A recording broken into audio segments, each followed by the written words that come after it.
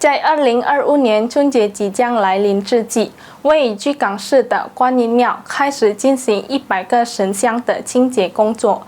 这一活动不仅是对神明和祖先的敬仰象征，同时也意味着在新年到来之前进行身心的净化。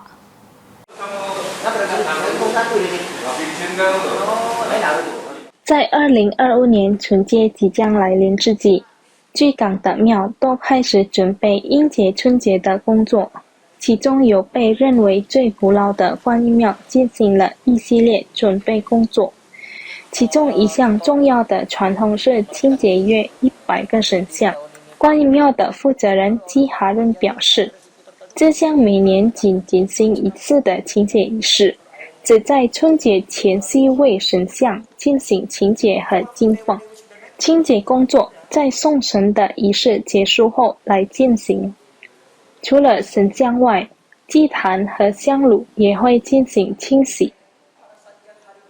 这项清洁仪式作为对神明和祖先的尊敬，同时也寓意着在新年到来之际进行身心的净化。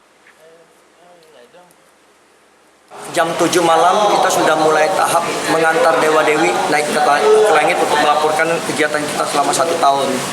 Setelah itu diantar hari ini ya kita mulai bersih-bersih.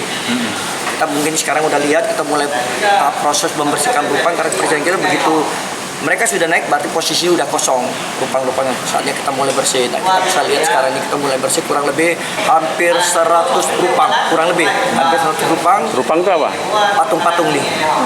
Jadi kita udah mulai bersihkan dan rupang ini semua kita turunkan, kita bersihkan, kemudian kita ganti baju yang bersih. Jadi sama seperti manusia lah.